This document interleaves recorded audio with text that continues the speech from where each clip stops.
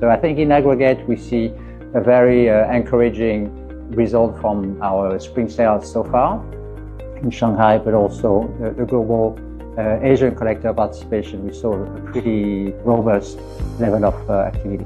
We had a London sale where Asian bidders were very active.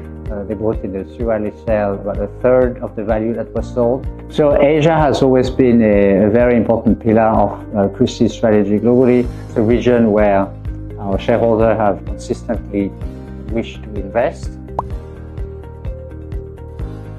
If Asia accounts for about 25-30% of the global value being sold at Christie's, we see that young collectors, so millennial collectors and younger, account somewhere between 40 and 60%. So it's a much higher proportion. Collecting an object is not consumption. It's really taking care of an object for the longer term, as not just as an asset class, but as an object that has historical relevance and value. And we feel that perception and that understanding of collecting is becoming more deeply understood by a wider number of collectors here in mainland China.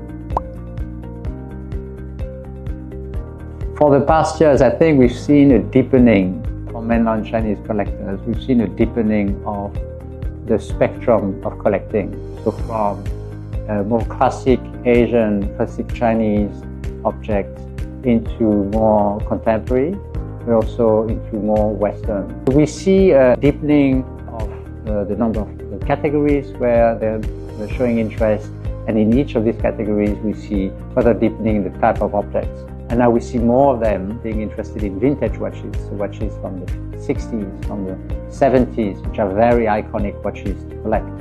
A piece in November, a piece of the moon, meteorite, and it was bought by one of our clients here. We sold the year before a manuscript from Einstein, which is a very rare manuscript that we're very excited to present here in Shanghai.